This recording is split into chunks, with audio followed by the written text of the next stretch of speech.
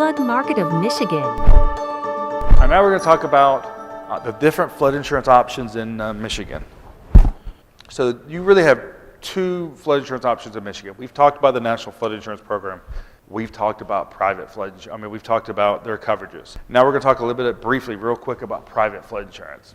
So private flood insurance, not all options are the same like the National Flood Insurance Program. No matter where you go, their rate should be the same.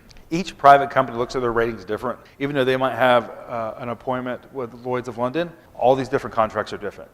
One managing general agency or whoever you go through, a wholesaler, may be able to offer coverage and the others can't. But real quick, the big difference here is when it's really coverages.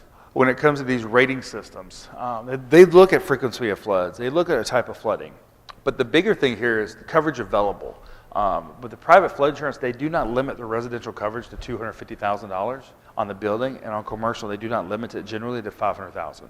They do replacement cost on contents. The National Flood Insurance Program does not offer replacement cost on contents. Remember earlier we talked about additional living expenses and loss of use. Private offers this. We had a customer in Nebraska who was the only person on her street who had a private policy. She had loss of use. She had a hotel paid for 6 months. Others did not because they had an NFIP policy. So that's the benefits of having a living expense and additional loss of use.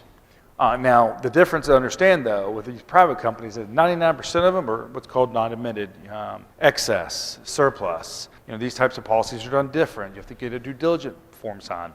Admitted, is the National Flood Insurance Program admitted? No, it's through its own program as well. Where we're seeing admitted flood insurance right now is areas like North Carolina, Florida, Texas, where they're testing it out because admitted and non-admitted or surplus has different guidelines.